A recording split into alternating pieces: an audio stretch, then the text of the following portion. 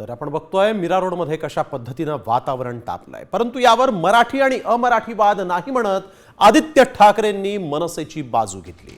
प्रत्येक राज्यात मातृभाषेचा अभिमान आहे प्रत्येकाला आणि तो राखला गेला पाहिजे असं आदित्य ठाकरेंनी म्हटलंय।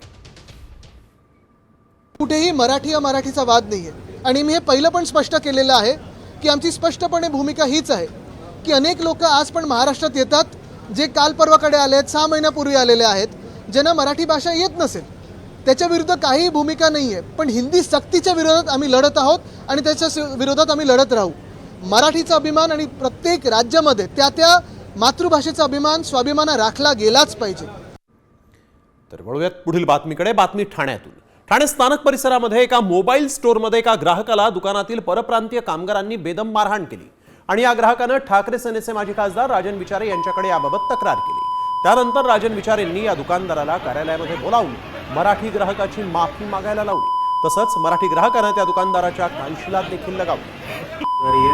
मैंने कल थोड़ा अपने दुकान पे थोड़ा सा लड़ाई हो गया इनके साथ में, तो मैंने इनको थोड़ा सा मारा। तो आइंदा से मैंने ऐसे गलती नहीं करूंगा, सॉरी, मुझे माफ कर दो। तू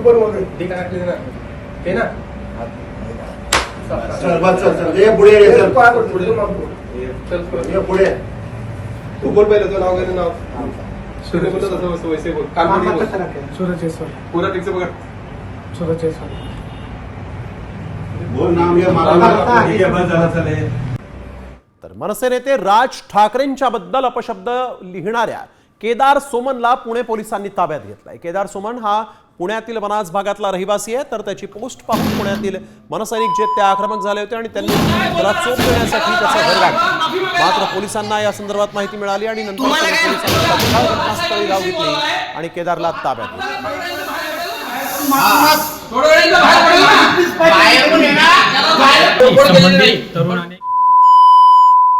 तर त्याने बाहेर यावं। तो साहेबांविषयी बोलला की आम्हाला काय आमचं काय 10 केसेस टाका आम्हाला काय माहिती नाही, पण कमी पण 20 वर्ष आलं सरचिटणीस आहे, त्यामुळे पण मला काय फरक पडतंय त्याला आम्हाला बाहेर पडशील ना।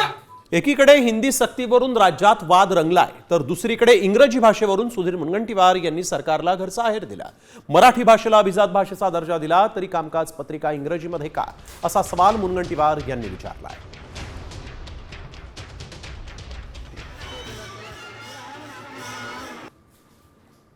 साधारणतः मीही 95 पासून आहे, इंग्रजीमध्ये आपली कार्यक्रम पत्रिका कधी मी तरी बघितली नाही। इकडे मराठी अभिजात भाषा करायची आणि मराठी ज्यांना बोलता येत नाही त्यांना हिंदीची संधी असताना जबरदस्तीने इंग्रजी, मग हिंदीत बोलावं, कार्यक्रम पत्रिका हिंदीत घ्यावी आणि खूपच इंग्रजी शिवाय समजत नसेल तर पासपोर्ट व्हिसा काढून डायरेक्ट ब्रिटन पार्लमेंटमध्ये पाठवा। नियम 22 प्रमाणे आपल्या सर्वांना माहीत आहे या सभागृहातल्या कोणत्या भाषेत आपल्याला चर्चा करता येते, या सभागृहातलं कम्युनिकेशन कुठच्या भाषेत होऊ शकतं। त्याच्या व्यतिरिक्त माझ्याकडे प्राप्त 9 सदस्यांची विनंती आलेली आहे की इंग्रजीमध्ये ऑर्डर ऑफ द डे देण्यात यावा, कामकाज पत्रिका देण्यात यावी। वळूयात पुढील बातमीकडे। ठाकरे बंधूंच्या शक्ती प्रदर्शनाच्या नव्या टीझरची जोरदार चर्चा सुरू झाली। त्यामुळे 2 वाघांची ही गोष्ट नेमकी आहे तरी काय, हे वाघ नेमकी कुणाची शिकार करणार आहे, पाहूयात सविस्तर सामच्या या स्पेशल रिपोर्टमध्ये।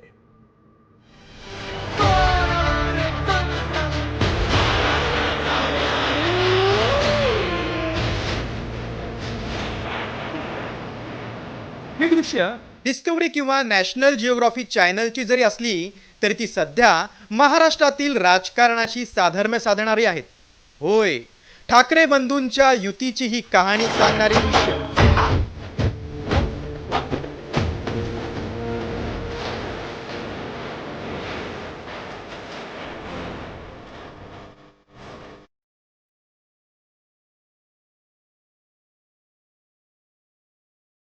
एकीच बळ या दृश्यातून पाहायला मिळालं। अगदी तसंच दुरावलेले 2 भाऊ एकत्र आले तर भविष्यात किती बलवान होतील याचं चित्र मांडणारा हा व्हिडिओ मनसेच्या सचिन मोरेंनी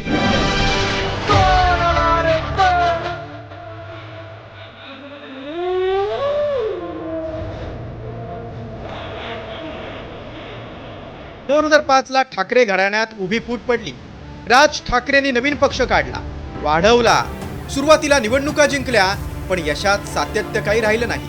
अगदी तसंच उद्धव ठाकरेंसोबतही घडलं. राज ठाकरे बाहेर पडल्यानंतर उद्धव ठाकरेंनी महापालिका राखल्या, युती आघाडी करत सत्ता मिळवली, पण नुकत्याच झालेल्या निवडणुकांनी दोन्ही ठाकरे बंधूंना अक्षरशः पराभवाच्या खाईत लोटलं. इतकं की ठाकरे ब्रँड राहील की संपेल अशी भीती त्यांच्या कार्यकर्त्यांना वाटू लागली. त्याच पडझडीनंतर नवी पालवी फुटावी अशी मराठीसाठी या दोन्ही भावांची एकी युतीकडे मार्गक्रमण करत असल्याचं दिसू लागलंय. त्यामुळे कार्यकर्त्यांनी जल्लोषाला सुरुवात केली, तर विरोधकांनी मात्र युतीची खिल्ली उडवली. टीजरमुळं मतं वाढतात अशातला भाग नाही. शेवटी त्यांनी एखाद्या मुद्द्यावर एकत्र येण्यापेक्षा महायुतीमध्ये ज्यावेळी ते किंवा महाविकास आघाडीमध्ये एकत्र येतील त्यावेळी त्याच्यावर चांगल्या पद्धतीनं अजून चर्चा करू. कारण त्यांची आघाडी होत असताना नुसतं मनसे त्यांच्यासोबत नाही आहे, त्यांच्याबरोबर काँग्रेस देखील आहे. ज्या पक्षानं स्वातंत्र्यवीर सावरकरांचा अपमान केला आहे अशा पक्षासोबत आघाडी मनसेची होईल असं मला वाटत नाही. आता ठाकरेंनी एकीचं बळ दाखवायला सुरुवात केली. हेच दोन भाऊ एकत्र आल्यास त्याचा महाराष्ट्राच्या राजकारणावर मोठा परिणाम होण्याची शक्यता वर्तवण्यात येते. मुंबई महापालिकेत मराठी मतांचं विभाजन टळेल. मुंबई, ठाणे, पुणे, नाशिकसह संभाजीनगरमध्ये मनसेची ताकद आहे. शहरी भागांमधील ठाकरे गट आणि मनसेच्या ताकदीचा एकत्रित फायदा होईल. मनसे स्वतंत्र लढल्यास महायुतीला फायदा होण्याची शक्यता जास्त आहे. उद्धव ठाकरेंचं संघटन आणि राज ठाकरेंच्या भाषण शैलीचा फायदा होण्याची शक्यता आहे. गेल्या 19 वर्ष उद्धव आणि राज ठाकरेंमधील विस्तव जाता जात नव्हता. 2 वेळा युतीच्या फसलेल्या प्रयोगानं मराठी माणसाची एकीची आशा दुरावली होती. मात्र आता दोन भाऊ मराठीसाठी एकत्र येत आहेत. त्यामुळे तुकोबांच्या भाषेत सांगायचं, एकीचे बळ पांढरे तेथे चोहीकडे जयघोष रे. ब्युरो रिपोर्ट, साम टीव्ही मराठी. तर ठाकरे सेनेकडून पोस्टर जारी करण्यात आलेलं आहे आणि या पोस्टरवर देखील महाराष्ट्रात मराठी आणि मराठीसाठीच ठाकरे असं लिहिण्यात आलेलं आहे. या पोस्टरवर बाळासाहेब ठाकरेंसोबत राज ठाकरे आणि उद्धव ठाकरेंचा फोटो देखील आहे.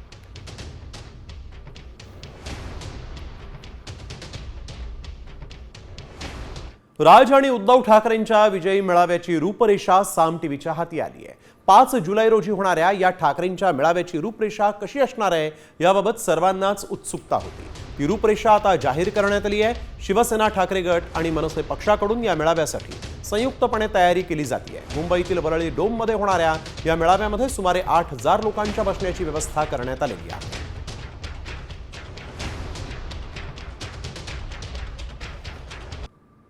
व्यासपीठावर पक्षप्रमुख, सहभागी होणाऱ्या इतर पक्षांचे अध्यक्ष. वरळी डोममध्ये जवळपास 8,000 लोक बसण्याची व्यवस्था आहे. हॉलच्या आत आणि बाहेर रस्त्यावर मोठे LED स्क्रीन लावण्यात येतील. वरळी डोमच्या बेसमेंटमध्ये 800 गाड्यांची पार्किंग आहे. कोस्टल रोडच्या पुलाखाली बाईक पार्किंग देखील आहे. महालक्ष्मी रेसकोर्सवर देखील पार्किंगसाठी व्यवस्था करण्यात आलेली आहे.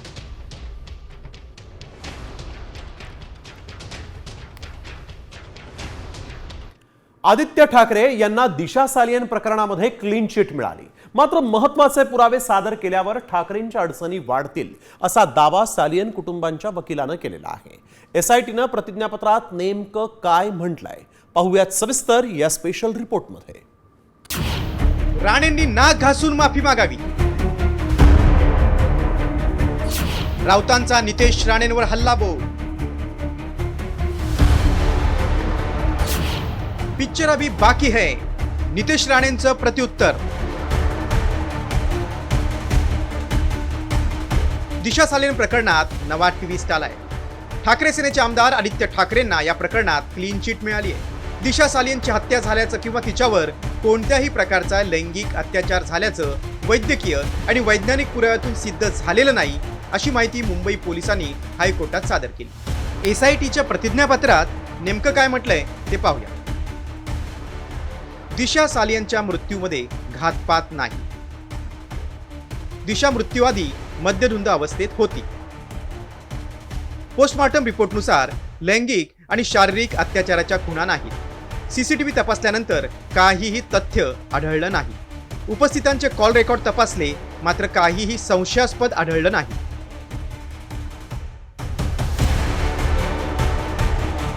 दरम्यान दिशा सालेंचे वकील निलेश ओझा यांनी तपास अधिकाऱ्यांवर कारवाईची मागणी करत त्यांनी चुकीचा रिपोर्ट सादर केल्याचा दावा केलाय. तसंच आदित्य ठाकरेंविरोधात काही महत्त्वाचे पुरावे सादर केल्यास त्यांच्या अडचणी वाढू शकतात असा इशाराही दिलाय. 16 तारीख को हम कुछ वीडियो कोर्ट में दिखाने वाले, विटनेस क्या है क्या नहीं, कुछ चीजें वो भी 10% ही दिखाएंगे. बहुत कुछ है. वो जॉली एलएलबी में कैसा बोलता है ना कि उनके नाम डिस्क्लोज कर देंगे तो फिर ये गवाह जिंदा ही नहीं बचेंगे. फिर तो थोड़ी सी चीजें लेंगे, लेकिन जितने एविडेंस ऑन रिकॉर्ड है फांसी की सजा तक पहुंचाने के लिए सफिशिएंट है, इतने लीगली. दरम्यान आदित्य ठाकरेंनी दिशा सालियांच्या वडिलांनी आणि विरोधकांनी केलेले सर्व आरोप फेटाळून लावले. मैंने पहले भी कहा है कि 5 साल मेरी बदनामी की कोशिश कई लोग करते आए, बहुत सारे थोड़े ही लोग हैं, लेकिन यही बात है. उसी समय भी मैंने कुछ नहीं कहा था, आज भी कुछ नहीं कहूंगा, क्योंकि जिस विषय से कोई लेना देना नहीं है उस पर क्या कह के. दुसरीकडे आदित्य ठाकरेंना क्लीन चिट मिळाल्यानं संजय राऊतांनी नितेश राणेंनी नाक घासून माफी मागावी अशी मागणी केली आहे. तर नितेश राणेंनी पिक्चर अभी बाकी है अशी सूचक प्रतिक्रिया दिली आहे. आदित्य ठाकरे हे शिवसेनेचे युवा नेते आहेत. मंत्री म्हणून नेते म्हणून उत्तम काम करतात. त्यांचं नेतृत्व खच्ची करण्यासाठी या सगळं षडयंत्र रचलं गेलं, त्यांना बदनाम करण्यात आलं. सगळ्यात आधी देवेंद्र फडणवीस यांनी माफी मागायला पाहिजे. त्यानंतर तो कोणते नारायण राणेंचा एक मुलगा आहे बघा मंत्री, एवढा आहे बघा तो काहीतरी बडबडत असतो नेपाळ्यासारखा, त्याने माफी मागायला पाहिजे. नाक घासून ज्या ज्या कोणी आरोप केलेत आणि बदनामी केली, प्रत्येकानं नैतिकतेच्या मुद्द्यावर माफी मागणं गरजेचं आहे. दिशा सालियांच्या स्वतःच्या वडिलांनी पण आरोप केलेले आहेत आणि जो ॲफिडेव्हिट काल जो दाखल झाला 17 जूनला, त्याच्या विरोधात तिच्या वडिलांनी पण एक दुसरा ॲफिडेव्हिट केलेला आहे, त्याला चॅलेंज करण्याचा. मग दिशा सालियांचे वडील ज्यांनी स्वतःची मुलगी गमावली ते पण काय राजकीय आरोप करणार आहेत का? ते स्वतःच्या त्यांनी जे ॲफिडेव्हिट जे त्यांनी कोर्टामध्ये केलं त्याच्यामध्ये त्यांनी आदित्य ठाकरे, डिनो मोरे या सगळ्यांची नावं दिशा सालियांच्या वडिलांनी घेतलेली आहे. मी एवढंच सांगितलं की पिक्चर अभी बाकी आहे. आता 16 जुलैच्या सुनावणीत नेमकं काय होतंय याकडे सर्वांचं लक्ष लागलंय. आदित्य ठाकरेंना तात्पुरता दिलासा मिळाला असला तरी दिशा सालियन प्रकरणात आणखी कोणती माहिती समोर येणार हे पाहणं महत्त्वाचं ठरणार आहे. ब्युरो रिपोर्ट, साम टीव्ही न्यूज. वळूयात पुढील बातमीकडे. अजित पवारांवर टीका करताना हाकेंची जीभ घसरली. लक्ष्मण हाकेंकडून अजित पवारांना शिवीगाळ करण्यात आली. अजित पवार हे महाज्योतीच्या मुलांना पैसे देत नाही असा आरोप लक्ष्मण हाकेंनी केला आहे.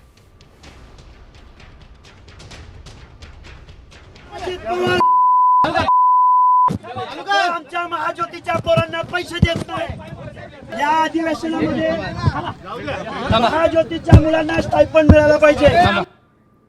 सरकारी नोकरी असूनही लाडकी बहीण योजनेचा लाभ लाटणाऱ्या सुमारे 2,25,000 कर्मचाऱ्यांचा लाभ बंद झाला.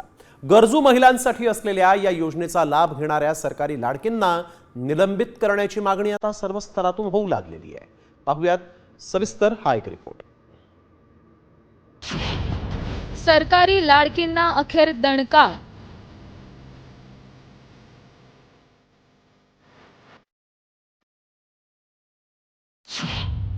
$2,289 लाडकींचा लाभ बंद.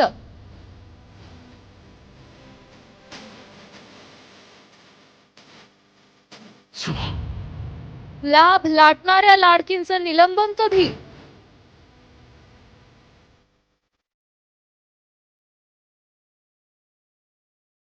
महायुती सरकार सत्तेत आल्यानंतर म्हणजेच गेल्या 7 महिन्यांपासून लाडकी बहीण योजनेच्या अर्जांची काटेकोर पडताळणी सुरू आहे. अपात्र लाभार्थी शोधण्यासाठी राज्य सरकारनं मोहीम हाती घेतली. 4 चाकी वाहनं आणि 2 सरकारी योजनांचा लाभ घेणाऱ्यांना अपात्र ठरवलं जात आहे. त्यातच आता सरकारी कर्मचारी असून देखील योजनेचा लाभ घेणाऱ्या लाडकींनाही सरकारनं दणका दिलाय. त्यांचा लाभ बंद करण्यात आलाय. महिला आणि बाल विकास मंत्री अदिती तटकरे यांनी ही माहिती दिली. 2,289 सरकारी कर्मचारी महिलांचा लाभ बंद. तब्बल 3,58,00,000 रुपये सरकारी लाडकीनं लाटले. याआधी सरकारी सेवेत कार्यरत असलेल्या 2,652 महिलांना अपात्र ठरवलं. आर्थिकदृष्ट्या स्वावलंबी होण्यासाठी गरजू महिलांच्या मदतीसाठी सुरू केलेल्या या योजनेचा लाभ गब्बर लोकांनीही लाटलाय, हे वास्तव आहे. त्यामुळेच सरकारी कर्मचाऱ्यांवरच्या निलंबनाची कारवाई करण्याची मागणी आता सर्वत्र होतीये. सरकारी नोकरी असून देखील 1,500 रुपयांचा लोभ असलेल्या सरकारी कर्मचाऱ्यांची मानसिकता यातून समोर आली आहे. महिला आणि बालविकास विभागानं जून महिन्यासाठी 2,984 कोटींचा निधी लाभाद्वारे वितरित केलाय.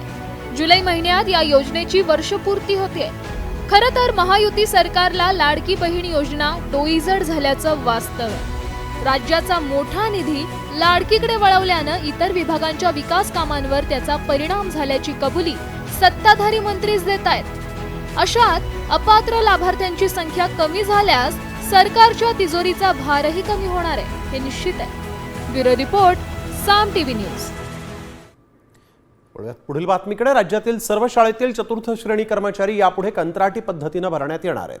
आता जे कर्मचारी सेवेत आहेत ते निवृत्त झाल्यानंतर त्यांच्या जागेवर कंत्राटी कर्मचाऱ्यांचीच भरती केली जाणार आहे. शिक्षण मंत्री दादा भुसेंनी विधान परिषदेत या संदर्भातली माहिती दिलेली आहे.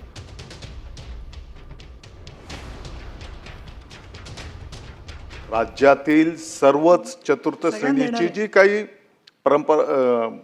पदं आहेत ती या ठिकाणी व्यपगत होत आहेत आणि त्याच धर्तीवर सदरच्या शिपाई पदाचंही त्या ठिकाणी व्यपगत होत आहेत. आत्ताच्या घडीला अस्तित्वातली जी पदं आहेत ती म्हणजे त्यांचं सेवानिवृत्ती होईपर्यंत त्यांचा काही विषय नाही. ते पद त्याचं सेवानिवृत्त झाल्याच्या नंतर मग या पद्धतीने त्या ठिकाणी आपल्याला पद ते भरता येणार आहे कंत्राटी पद्धतीने. राज्यातल्या बेरोजगार तरुणांसाठी एक मोठी बातमी आहे. ऑक्टोबरमध्ये पोलीस भरती होणार आहे. किती जागा आणि काय निकष आहेत पाहूयात. ऑक्टोबरमध्ये 10,000 पोलिसांची भरती करण्यात येणार आहे. पदभरतीच्या मान्यतेसाठी गृह विभागाला प्रस्ताव सादर करण्यात आलाय. त्यामुळे स्थानिक स्वराज्य संस्थांच्या निवडणुकीपूर्वी ही भरती होणार असल्याचं जवळपास निश्चित झालंय. सुरुवातीला मैदानी आणि त्यानंतर मुंबई वगळता राज्यभरात एकाच वेळी लेखी परीक्षा घेतली जाणार आहे. नेमक्या कोणत्या पदांसाठी ही भरती होणार असून त्याचे निकष काय आहेत ते पाहूया. पोलीस भरती पदमंजुरीसाठी गृह विभागाकडे प्रस्ताव देण्यात आलाय. बॅट्समन, चालक शिपाई, पोलीस शिपाई, SRPF मध्ये अंमलदारांची भरती केली जाणार आहे. मुंबई वगळता राज्यभरात एकाच वेळी लेखी परीक्षा घेतली जाणार आहे. उमेदवारांना एका पदासाठी एकाच जिल्ह्यात एकच अर्ज करता येणार आहे. तसंच पोलीस भरतीच्या अर्जांचं शुल्क 1,000 रुपये असणार आहे. ग्रामीण भागातल्या बेरोजगार तरुणांसाठी 1,000 रुपये शुल्क जास्त असल्याची तक्रार गेल्या वेळी करण्यात आली होती. त्यामुळे अर्जांच्या शुल्कावरून पुन्हा वाद पेटण्याची शक्यता आहे. विधान भवन परिसरामध्ये मंत्री नितेश राणेंनी आज आदित्य ठाकरेंची मिमिक्री केली आहे. आदित्य ठाकरे हे पोडियमवर बोलून गेल्यानंतर नितेश राणे बाईट द्यायला आले आणि त्यावेळेस मंत्री असलेल्या राणेंनी आदित्य ठाकरेंच्या आवाजाची मिमिक्री केली.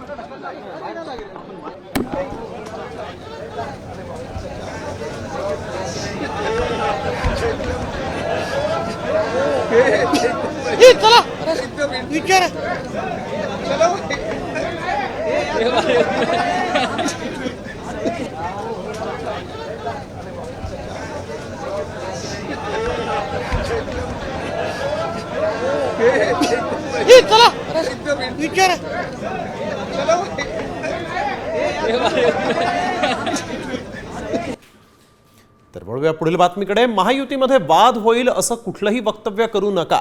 एखादं वादग्रस्त वक्तव्य करून पावसाळी अधिवेशनात विरोधकांच्या हाती आयतं कोलीत देऊ नका, अशी सक्त ताकीद मुख्यमंत्री देवेंद्र फडणवीसांनी भाजपमधील वाचाळवीर आमदारांना दिली. मुख्यमंत्री देवेंद्र फडणवीसांच्या मुंबईतील वर्षा या निवासस्थानी काल रात्री भाजपच्या आमदारांसाठी स्नेहभोजनाचा कार्यक्रम आयोजित करण्यात आला होता. यावेळेस मुख्यमंत्र्यांनी उपस्थित आमदार आणि मंत्र्यांशी संवाद साधला. तर मुख्यमंत्र्यांनी यावेळेस काय सूचना केलेल्या आहेत पाहूयात. महायुतीत वाद होतील अशी वक्तव्य टाळा. वादग्रस्त वक्तव्य करून विरोधकांच्या हाती कोलीत देऊ नका. सभागृहाच्या कामकाजात पूर्ण वेळ उपस्थित रहा.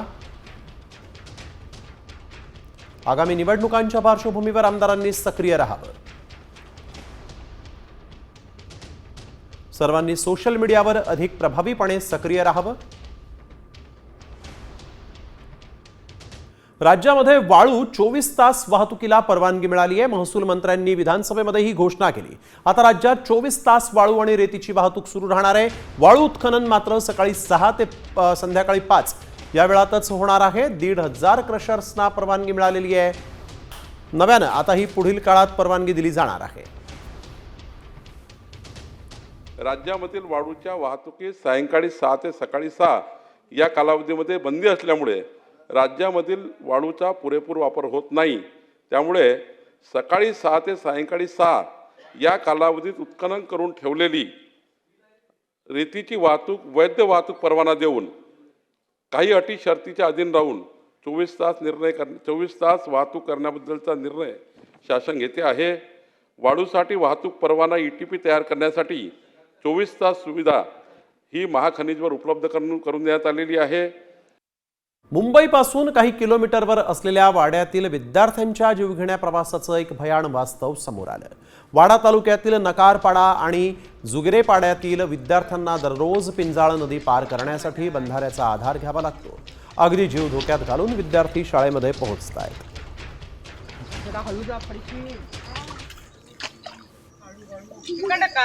दररोज 18-20 असे जातो. आणि मग जाताना प्रवास कसा असतो? वाहन मिळते तुम्हाला? नाही, वाहन नाही, आम्ही बंधाऱ्यावरून जातो. पावसाला असला कर बंधाऱ्याला आम्ही जात नाही, मग आम्ही घरी राहतो. इकून जाताना 5 आणि तिकून येताना 5, एकूण मिळून 10 किलोमीटर. आमचे पाय खूप दुखतात, काटे पण राहतात आमच्या पायाला. आमचे पायाला चेपली पण नाही राहत. आमच्याकडे सरकारची मागणी आहे, आम्हाला पूल करून द्या, नाही तर बस द्या. आदिवासी विद्यार्थ्यांचा शिक्षणाचा संघर्ष काही थांबता थांबत नाहीये. पालघरच्या वाडा तालुक्यातल्या रायकरपाडा गावातल्या विद्यार्थ्यांना शाळेमध्ये जाण्यासाठी दररोज तराफ्याच्या सहाय्यानं वैतरणा नदी पार करावी लागते. सोनाळे गावामध्ये शाळा असल्यानं वारा, पाऊस आणि नदीच्या पाण्यात ओले झालेल्या शाळेचा गणवेश, वया, पुस्तकांची पार अवस्था होतीये. वारंवार हेलपाटे मारूनही कोणीच दाद देत नाही असा आरोप या ग्रामस्थांनी केलेला आहे.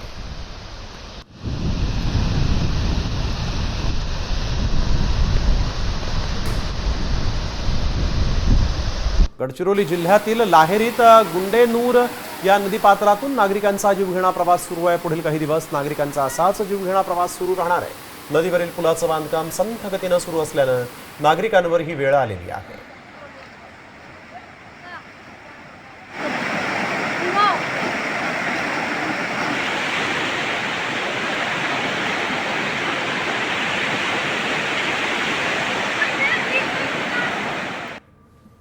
बातमी कोल्हापुरातून. बड्याचीवाडी गावात जाण्यास रस्ताच नाहीये आणि त्यामुळे रुग्ण, गरोदर महिला तसंच विद्यार्थ्यांचे मोठ्या प्रमाणात हाल होत आहेत. मुख्य रस्त्यापासून गावात जाणारा सुमारे 1.5 किलोमीटरचा रस्ता वहिवाटीचा असून ग्रामपंचायत निवडणुकीत रस्ता पूर्ण करण्याचं आश्वासन देऊनही गेली 20 वर्ष या रस्त्याला डांबर लागलेला नाही. दुसरा कुठलाही ऑप्शन नाही. आश्वासनांचं काय झालं असा प्रश्न इथले ग्रामस्थ विचारतात. ह्या एक महिला आहेत, अक्षरशः आमच्या आजोबा पंजोबापासून इथे लोक वसाहत करत आहे आम्ही. आणि आम्हाला गावात येण्या जाण्यासाठी, दळणवळण करण्यासाठी पर्यायी मार्ग नाही आहे व आमचा जो मार्ग आहे ते भरपूर चिखल होतो प्रमाणात. आजारी व्यक्तींना दवाखान्यात वेळेवर न नेल्याने जीवितहानी होण्याची शक्यता आहे. त्यामुळे आम्ही ग्रामपंचायत बडेचीवाडी, तहसीलदार गडिंग्लज, आमदार हसन सो मुश्रीफ साहेब यांना देखील रस्त्याची मागणीचे लेटर दिले होते. सरकारने लवकरात लवकर आमच्याकडे लक्ष द्यावे व आम्हाला रस्त्याची सोय करून द्यावी.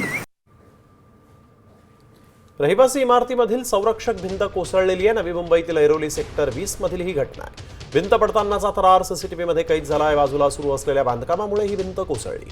भिंतीला लागून उभ्या असलेल्या दुचाकी ज्या आहेत त्या यावेळेस खड्ड्यात पडल्या आहेत.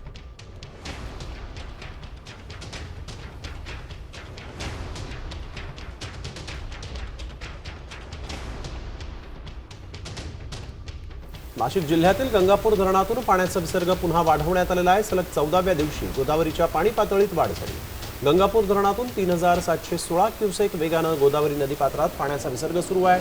उतोंड्या मारुतीच्या गुडघ्यापर्यंत पाणी आलेलं आहे. गोदाघाटावरील मंदिरांना पुन्हा पुराच्या पाण्याचा वेढा बसला.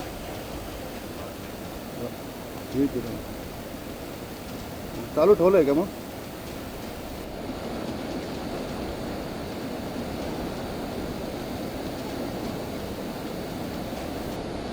रायगडच्या महाडमधील नानळीमाची धबधब्यावर पर्यटकांनी जीवघेणे स्टंट केल्याचा व्हिडिओ समोर आलेला आहे.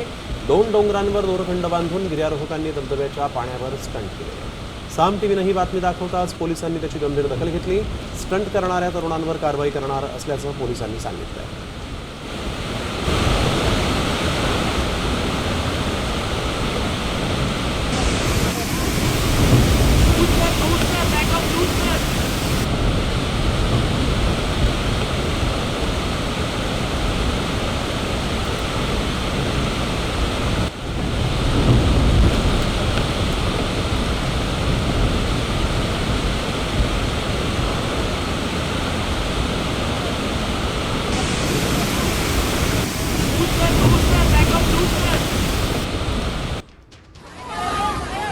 बदलापूर जवळील भोस धरणातील बंधाऱ्यावर मस्ती करणं पर्यटकाच्या अंगलट आलेलं आहे. पाण्याच्या प्रवाहात पर्यटक अडकला आणि त्यानंतर जीव वाचवण्यासाठी त्यानं आरडाओरड केली.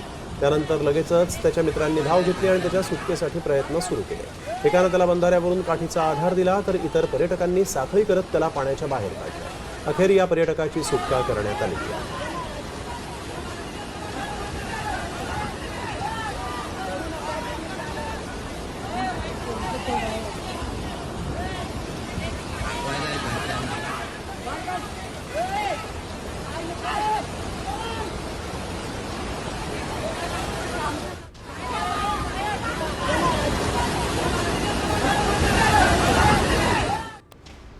मुसळधार पावसामुळे नद्या नाले ओसंडून वाहत आहेत आणि यावेळेस पावसामुळे भीषण पूर परिस्थिती निर्माण झालेली आहे. राजस्थानच्या जालोर जिल्ह्यात मुसळधार पावसामुळे सुंदमाता मंदिर परिसरात पाणी शिरलेलं आहे. राजस्थानच्या जालोर जिल्ह्यात ही पूर परिस्थिती निर्माण झालेली आहे.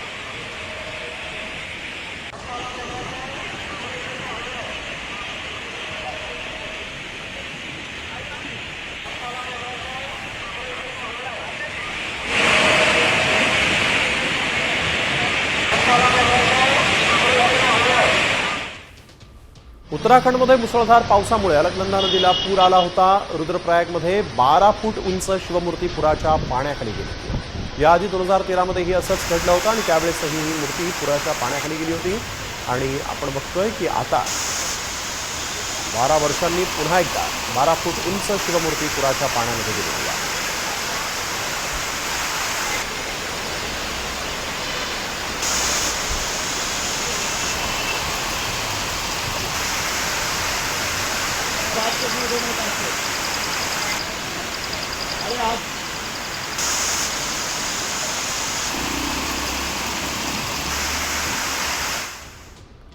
धावती रिक्षा उलटल्याचा एक व्हिडिओ समोर आलेला आहे. रस्त्याच्या कडेला असलेल्या खड्ड्यात ही रिक्षा उलटली. यावेळेस रिक्षामध्ये एक पुरुष, 2 महिला आणि 2 मुलं होते.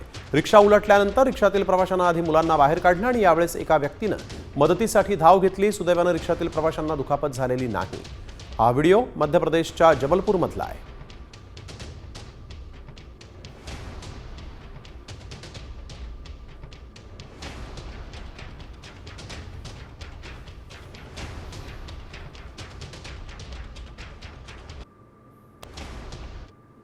वळूया पुढील बातमीकडे. बातमी नाशिकमधून. दिंडोरी तालुक्यात अवैध दारू विक्री विरोधात पोलीस ॲक्शन मोडमध्ये आलेत.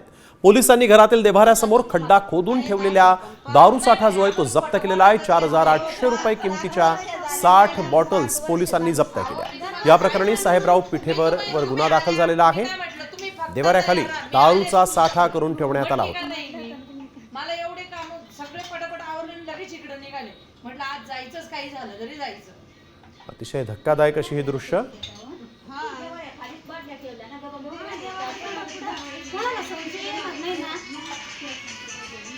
तुम्ही जर बाहेर हॉटेलमध्ये जेवण करत असाल तर सावध व्हा.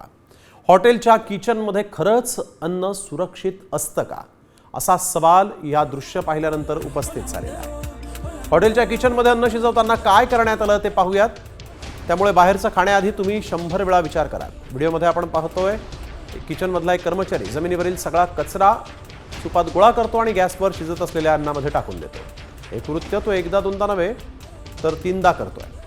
त्याचा त्याला काहीही पश्चाताप नाही असंही त्याची बॉडी लँग्वेज सांगतेय. चुलीवर अन्न शिजतंय आणि उचललेला कचरा या व्यक्तीनं चक्क सुपात भरून टाकून दिलेला आहे.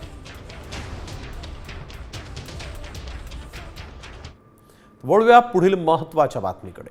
नव्या बाबा वेंगानं केलेल्या भविष्यवाणीला अवघा 1 दिवस बाकी आहे. त्यामुळे जगात खळबळ माजली. मात्र ही विनाशाची भविष्यवाणी नेमकी काय आहे, लोकांनी कसा धसका घेतलेला आहे, पाहूयात सविस्तर या रिपोर्टमध्ये. महाप्रलयाला 1 दिवस बाकी. 5 जुलैला येणार महाविनाशक आपत्ती.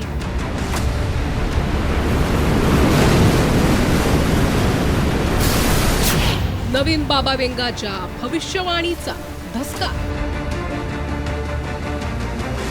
जग विनाशाच्या उंबरठ्यावर उभं आहे.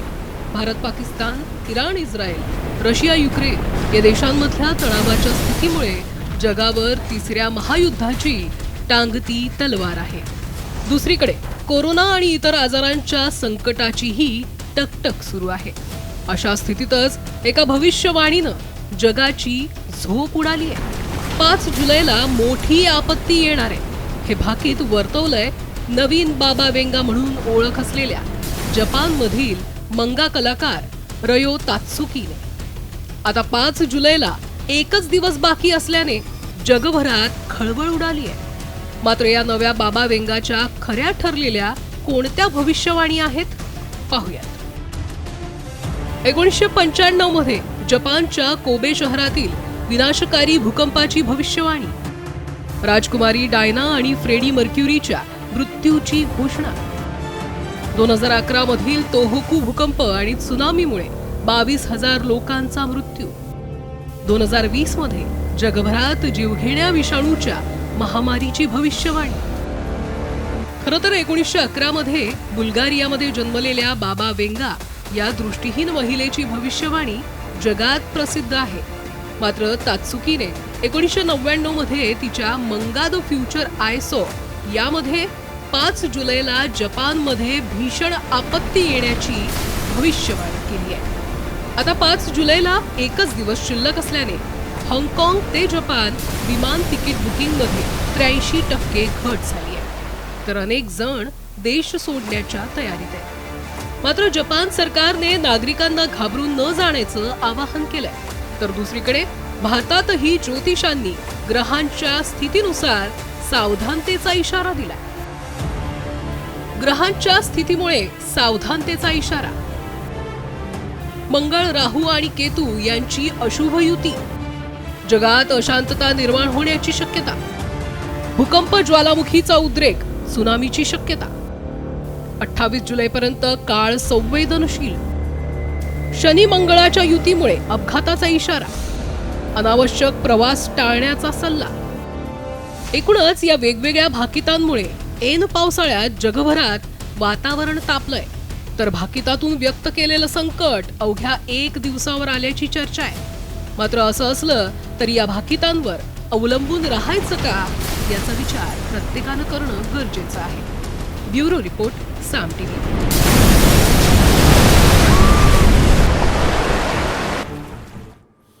आणि यानंतर एक धक्कादायक बातमी पुण्यातून आहे. कोंढव्यातल्या उच्चभ्रू सोसायटीत एक हादरवून टाकणारी घटना घडली. कुरिअर बॉयनं 25 वर्षीय तरुणीवर लैंगिक अत्याचार केले आहेत. कुरिअर बॉय म्हणून आलेल्या या अज्ञातानं पीडितेवर अत्याचार केले आणि त्यानंतर तिच्याच मोबाईलमध्ये स्वतःचा सेल्फी काढत मी पुन्हा येईन असं लिहूनही ठेवलं. दरम्यान पुणे पोलिसांनी आरोपीला बेड्या ठोकलेल्या आहेत आणि या घटनेमुळे नागरिकांमध्ये भीतीचं वातावरण असून महिलांच्या सुरक्षिततेचा प्रश्न उपस्थित झाला आहे. सुमारास कोंढवा परिसरातील एका सोसायटीमध्ये निर्भया राहत होत्या. त्या ठिकाणी आपलं बँकेचं एनवलप आहे असं सांगून त्या ठिकाणी ते आला होता आणि आपण मला पोच द्या, मी पेन विसरलेलो आहे असं सांगून महिला निर्भया जेव्हा आपल्या फ्लॅटमध्ये पेन घ्यायला गेल्या तेव्हा इमिजिएटली फ्लॅटचा दरवाजा बंद करून त्यानं सदरचा अत्याचार केल्याचा प्रकार समोर आलेला आहे. त्या अनुषंगाने तपास चालू आहे. तर वळूया पुढील बातमीकडे. गरीब आणि गरजूंना कमी दरात जेवण मिळावं यासाठी शासनानं शिवभोजन केंद्र सुरू केले. पण अनेक ठिकाणी केवळ कागदावरच शिवभोजन केंद्र चालवलं जात असल्याचं उघड झालंय। आता बीडमध्ये एका शिवभोजन केंद्राचा व्हिडिओ व्हायरल झाला असून या व्हिडिओमध्ये शिवभोजन थाळीसमोर गरजूंना बसवून त्यांना जेवण न देता त्यांचे केवळ फोटो काढले जात असल्याचा धक्कादायक प्रकार समोर आलेला आहे। शिवभोजन थाळीच्या निधीत मोठा भ्रष्टाचार होत असल्याचं यामुळे समोर आलेलं आहे। दरम्यान व्हायरल व्हिडिओ नेमका कोणत्या केंद्रावरचा आहे याबाबतचा शोध घेतला जातो।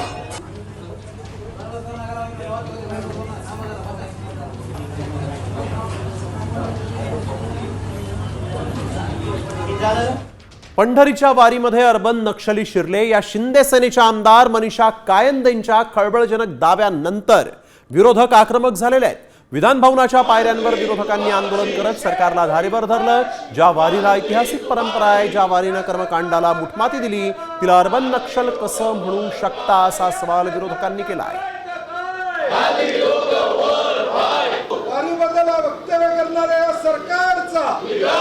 ज्या वारीला ऐतिहासिक परंपरा आहे, ज्या वारीने इथल्या कर्मकांडाला मुठमाती दिली, ज्या वारीने इथले भेदभाव संपवले, त्या वारीला तुम्ही अर्बन नक्सल म्हणता? काय लावलंय काय सरकारने? ही मनुवादी भूमिका या सत्ताधारी पक्षाची दिसते। आपण कोणत्या जगात चालू? आणि वारीला तुम्ही जे वारीला साधे साधे वारकरी मला असं वाटतं पायाला भेगा पडतात, पायातून रक्त निघतं, तरी पांडुरंगाच्या भक्तिपायी चालतात आणि अशा वारकऱ्यांना नक्सलाईट म्हणणं हे पाप सत्ताधारी पक्षाच्या लोकांनी केलं आणि त्याच्या विरोधात आम्ही आंदोलन केलेलं आहे। आणि आता पाहूयात वारीच्या बातम्या।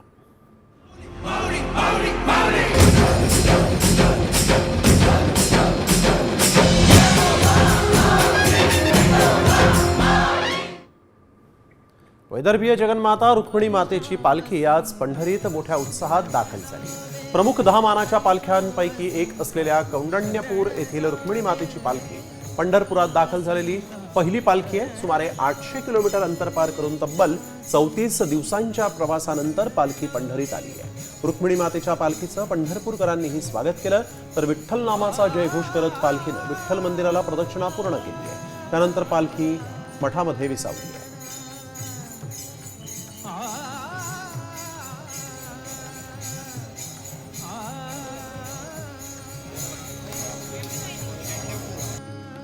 आषाढी वारीसाठी आता अवघे काही दिवस शिल्लक राहिलेले आहेत। पंढरपुरात वारकऱ्यांच्या स्वागतासाठी यंदा जोरदार तयारी करण्यात आलेली आहे। यंदाच्या वारीला प्रतिकुंभमेळ्याचं स्वरूप देण्यात आलेलं आहे। वारकऱ्यांच्या स्वागतासाठी पंढरपूर शहरात प्रमुख मार्गांवर विद्युत दिव्यांची आकर्षक अशी रोषणाई करण्यात आली आहे। दिव्यांच्या प्रकाशानं पंढरी नगरी नाहून निघाली आहे। प्रबोधनकार ठाकरे चौक ते छत्रपती शिवाजी महाराज चौकापर्यंत रस्त्याच्या दुतर्फा रंगीबिरंगी विद्युत दिव्यांची रोषणाई करण्यात आली आहे। याशिवाय शहरातील प्रमुख रस्त्यांवरच्या खांबांवर दिव्यांच्या माळाही लावण्यात आलेल्या आहेत।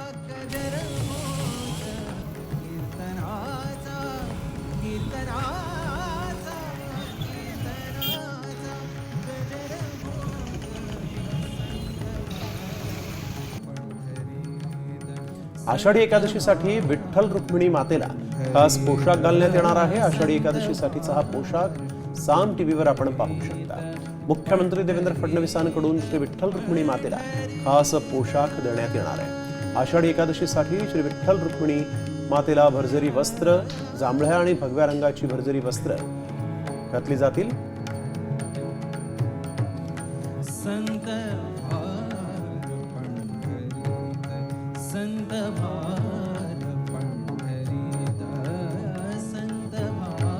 संत ज्ञानेश्वर महाराज आणि संत सोपानकाका महाराज या 2 संत बंधूंच्या पालख्यांची आज दुपारी भेट झालेली आहे। पंढरपूर तालुक्यातील टप्पा या ठिकाणीही बंधू भेट झाली। यावेळेस वारकऱ्यांनी पुंडलिक वरदे हरी विठ्ठल असा जयघोष करत 2 संत बंधू भेटींच्या अनुपम्य सोहळ्याचा यावेळेस आनंद लुटलेला आहे।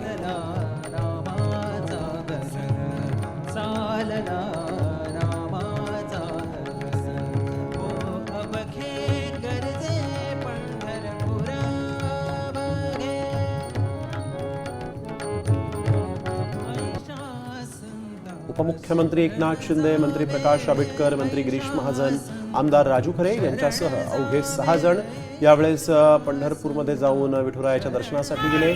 आषाढी यात्रेच्या निमित्तानं भाविक वारकऱ्यांना देण्यात आलेल्या सोयीसुविधांची पाहणी यावेळेस उपमुख्यमंत्री एकनाथ शिंदेंनी केलेली आहे।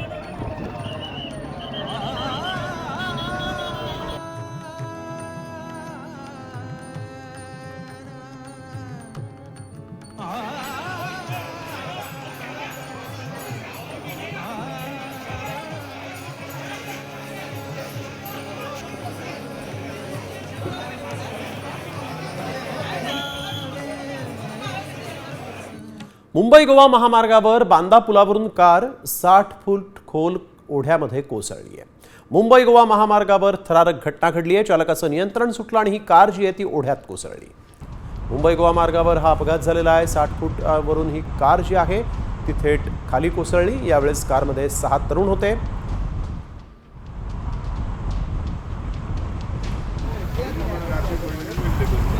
अनियंत्रित झालेली ही कार यावेळेस 60 फूट खोल ओढ्यामध्ये कोसळली.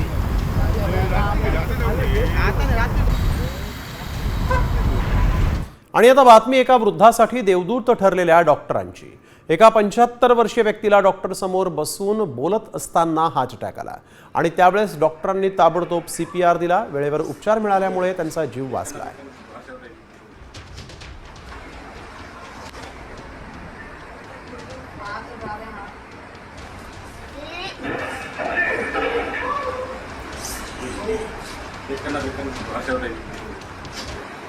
आणि आता पाहूयात व्हायरल सत्य. बातमी एका व्हायरल मेसेजची आहे. तुम्हाला आता सरकार मोफत फ्लॅट देणार असल्याचा दावा करण्यात आलाय. पण खरंच सरकारची अशी कोणती योजना आहे का याची आम्ही पडताळणी केली आणि त्यावेळेस काय सत्य समोर आलं पाहूया. सरकार देणार तुम्हाला मोफत फ्लॅट.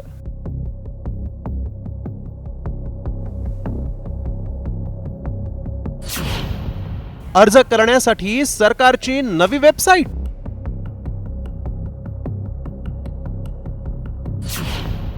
काय आहे व्हायरल मेसेज मागचं सत्य?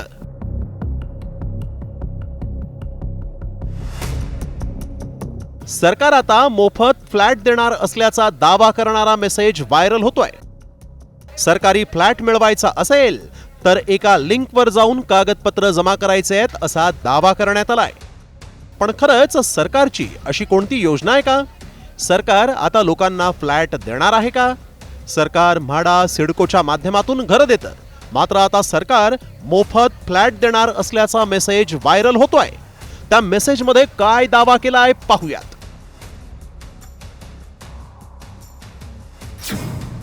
सरकारी फ्लॅट मिळवण्यासाठीच्या यादीत तुमचं नाव आहे का? सरकारनं एक नवीन यादी जारी केली आहे. आता तुम्ही सरकारी योजनेअंतर्गत नवीन फ्लॅट मिळवू शकता. सरकारी फ्लॅट मिळवण्याची संधी गमावू नका.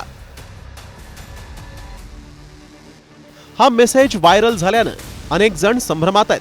खरंच सरकारची अशी योजना आहे का याची माहिती आमच्या प्रेक्षकांना देण्यासाठी व्हायरल सत्य टीमनं याची पडताळणी सुरू केली.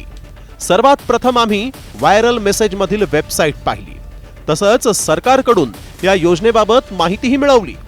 सरकार कधीही असे मेसेजेस फॉरवर्ड करत नाही. जर अशा काही स्कीम्स तुम्हाला माहितीची हवी असेल तर सरकारी ऑफिशियल वेबसाईटवर जाऊन पोर्टलवर जाऊन चेक करणे. अशा कोणत्याही अनऑथराइज्ड अनव्हेरीफाईड किंवा कोणत्याही लिंकवर अशा क्लिक करू नये. त्यावेळी आमच्या पडताळणीत काय सत्य समोर आलं पाहूयात. सरकारची फ्री फ्लॅट योजना नाही. पोस्टमध्ये योजना कोणत्याही राज्याचं नाव नाही. सरकारी flat India 1.today website link बनावट.